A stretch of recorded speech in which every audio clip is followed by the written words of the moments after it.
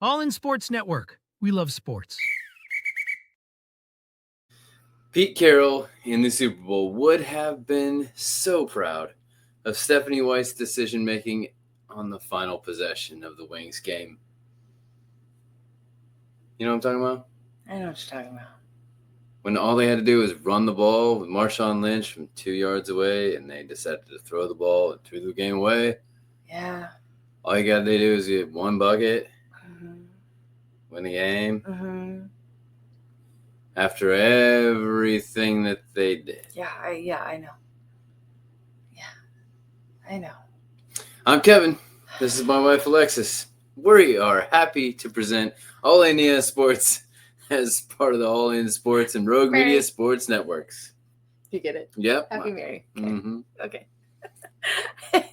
Welcome back in. Let's talk a little bit more about that 1.7 seconds on the clock. Yeah. And she decides to call a timeout then. Yeah. Not a full timeout. They didn't have a reset timeout. Right. So how does that allow them to be able to win a game if they're not given an opportunity? I don't know. Welcome back in. Yeah. Let's go all in. Yep. Follow us on TikTok and Instagram at All India Sports, on Twitter at All Indie Sports, and don't forget to like and subscribe on YouTube or wherever you get your podcasts. Wherever. Oh, that was actually kind of good. You're welcome. Stop me if you're welcome. Yeah. You're welcome. Stop me if you've heard this one in any of our past podcasts. Ready? Natasha Howard, double. Yeah. Kelsey Mitchell, over 20, and 5 players in double figures. Yeah. Sounds like a good game, right? Yeah, sounds like a great game. Sounds like they should have just been able to put it to bed. Yeah. Joi Baby Sleep Sack can help you put your little one to bed. Seriously, maybe Click that's the what link they need. In the description for more. Maybe the fever. Maybe they need some really good rest. Yeah. A little upside down there in the Stranger Things uniforms. I love this. Like, I can't. Really good. I know. Like, I have to there's say. There's that hat that I really. That you found. Yeah, that's a really the black good one. with the red. Yeah.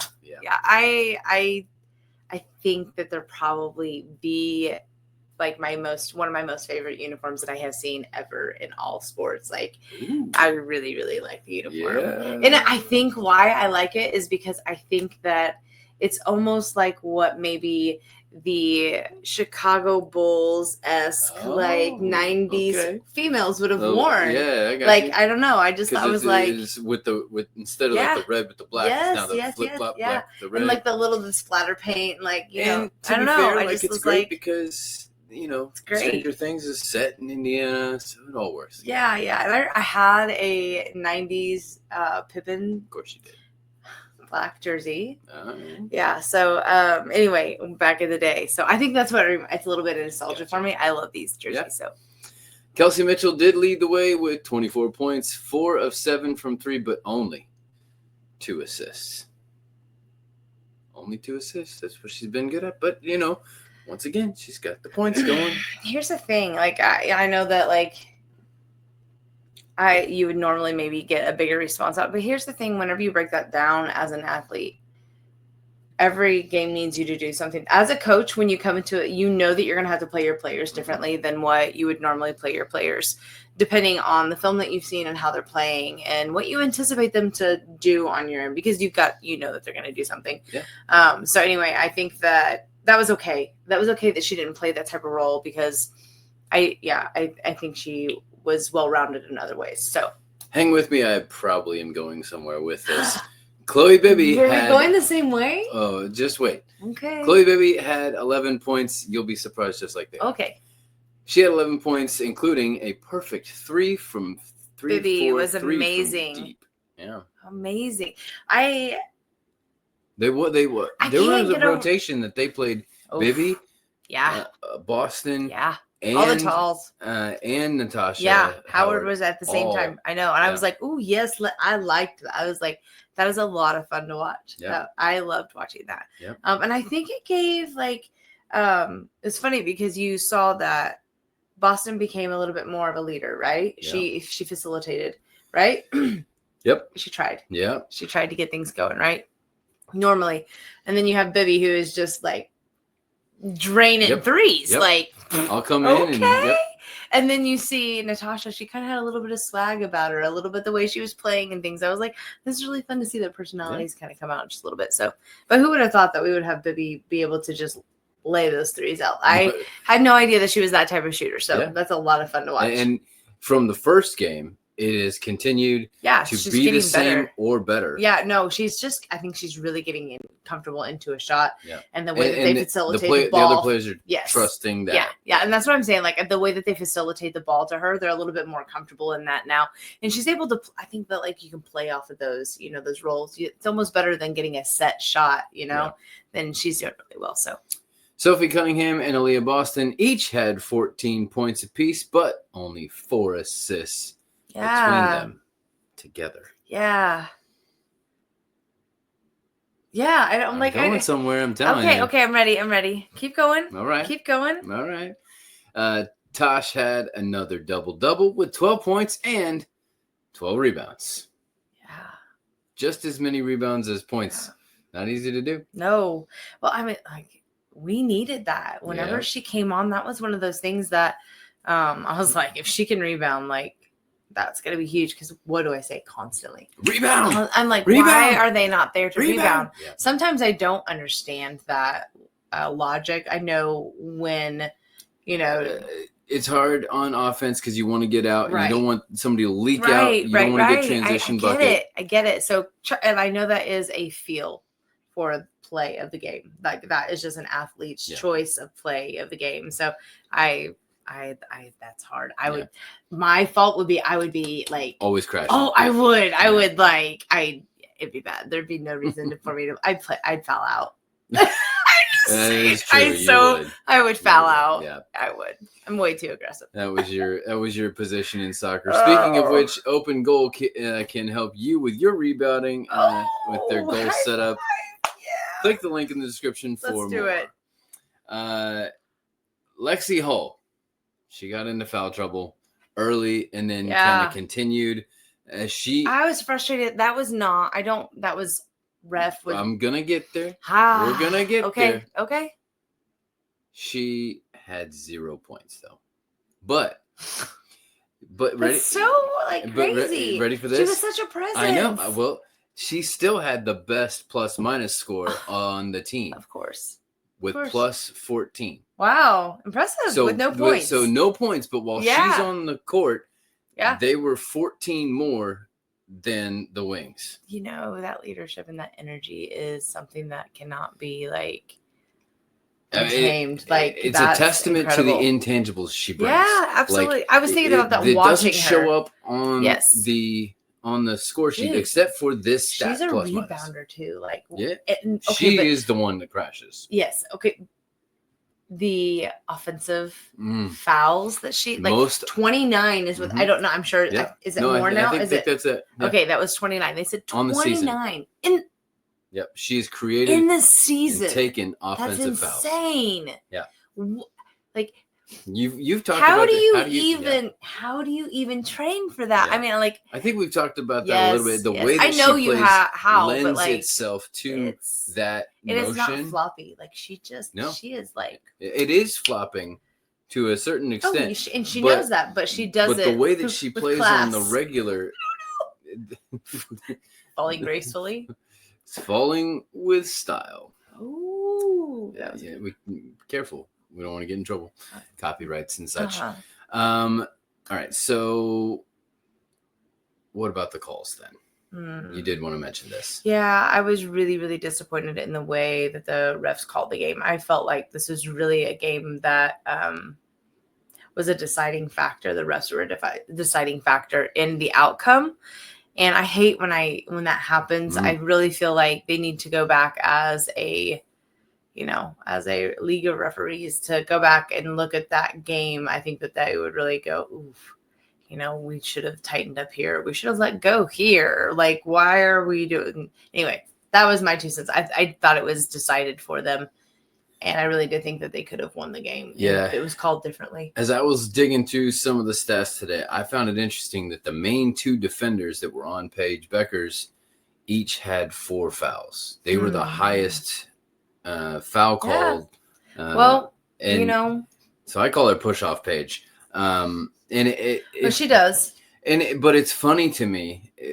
It's interesting because she's a rookie now. The year after Caitlin Clark was a rookie, and Caitlin Clark was getting all the attention of like she's getting beat up, she's not ready, and she's not getting any of the calls, and it's still continued into this year. Even talked about on Sophie Cunningham's new podcast. Sophie was talking about it, but yet it seems to be called the complete opposite for Paige Beckers. Paige Beckers is getting all of the benefit of the calls and almost getting SGA kind of treatment for NBA, where she can do anything she wants, and yet Stephanie White pointed out that Aaliyah Boston is not getting any calls. And she called it a double standard of officiating in the game. I would agree with that 100%. While I'm not happy with her calls and things that she did, I felt like if those calls are made, you don't end up in that did position. she have a brain fart? Like literally, like as a coach, even I am not love watching basketball. Been a fan of basketball for years, growing up in Indiana, all the things, right? Yeah. Love basketball, but even I know, like, why is she not either call it earlier or let it play out? Yeah, Don't wait till that point. I would have called it earlier. 3 seconds, something.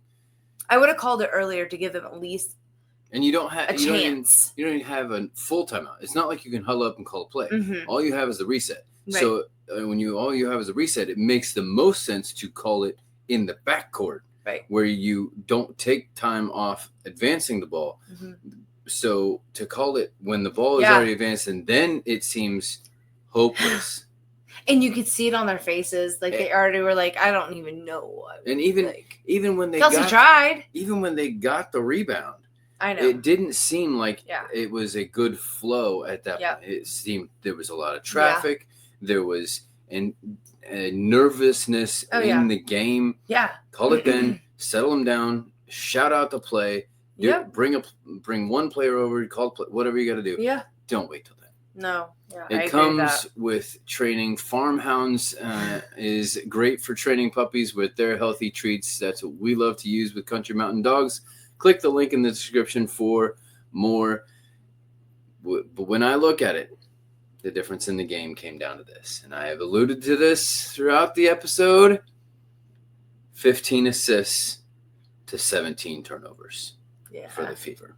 When you have more turnovers, than you have assists, that's not Indiana basketball. That is not old school, well fundamental basketball. The Wings had 27 points off of turnovers, and you lost by 1. Okay, but I have to say this. Okay. All right. Can we just say that we lost barely? To a team who is pretty well healthy. Correct? Healthy bench for the most part? Who still doesn't have double figures in wins. Yep. Yeah, okay. But hold on. Sydney? Yeah. Ari? Yeah. Caitlin? Yeah. Like 3 massively dynamic players, right? Agreed. Okay. We've lost all 3 of those. Yeah. And we brought on Odyssey, who clearly she was lost. She's figuring out how to play with this really fast-paced team and then what that looks like. And I have a feeling, I did a little bit of looking at her and kind of watching some of her past play. She's not a typical, like, I would not have chosen her for the Fever. I will just be very honest. So I did this with Natasha a little bit. I was like, oh, we'll see how this plays out. Honestly, I'm a little bit more, I don't know that she's the right fit. I'm going to just say it right now. Because of her way of play. I don't know that it fits in with what the Fever is trying to do. So I'm interested to see if she can really pick up and change her. It's a 7-day contract, so we'll see. Okay.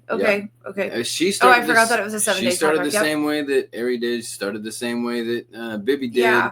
Are they Bibby looking wasn't at a anybody hardship. else? Like, has there been any whispers of people that they're? Not that I've heard. I mean, they're pretty good about keeping it secret until they like show up. Yep. But like, I don't know that Odyssey is the right fit. I just don't know that. I don't know.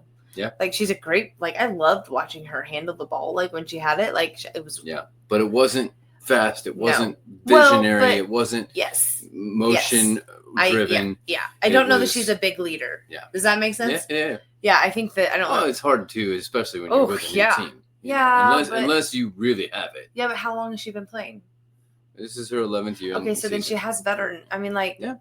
She has every right to come in and be like, I mean, to an extent, Yeah. right? You're coming into a brand new team. You want to be sensitive to that. Yeah. But like, she has every right to be like, hey, I don't know what I'm doing, but yeah, I need you guys to trust me. Let's figure out a good flow, that kind of thing, that kind of leadership. I don't know that. We'll see. There you go. That'll be really interesting. You've been correct before. A lot before. Yep. Mm-hmm. I'm just saying. So only a fourth of the season is left. 11 games. Caitlin Clark has only played in 13. It's killing me. games I want to this see her back. season. She's not even practicing, right? Not even fully practicing. So, and how long will they need her to practice before they feel comfortable for her to come back? That's going to be a couple weeks at least. And then how how much is this going to do translate they, into the playoffs? right? How much do they want her to play? Yeah. Assuming you want, but you don't want her coming off cold in those kind of games. You don't want you don't want to have to change your offense completely in the middle of the playoffs, in the middle of a series. Do you remember at the beginning of even the playoffs? Do you remember when I said? That I thought how long ago was this that I said I think that they need to take a look at her specific workout. Mm-hmm. Yep. What did you tell me the other day that they're kind of looking into that it might be an issue? A few people have brought up the fact that this may be a training issue. I'm just saying. I may have said it first. You probably did. That's it. That's all the time we have for today. We'll be back on Friday as the Fever host the Mystics, and then we will see what happens when they visit the Sun in Connecticut. We'll see if Caitlin decides to show up for a rematch with Marina Mayberry. Somewhere in there, Liam and I will discuss the second preseason game and the only one at home against the Packers. This is Alexis. And this is Kevin. Reminding you to stay all Indiana. All in Sports Network. We love sports.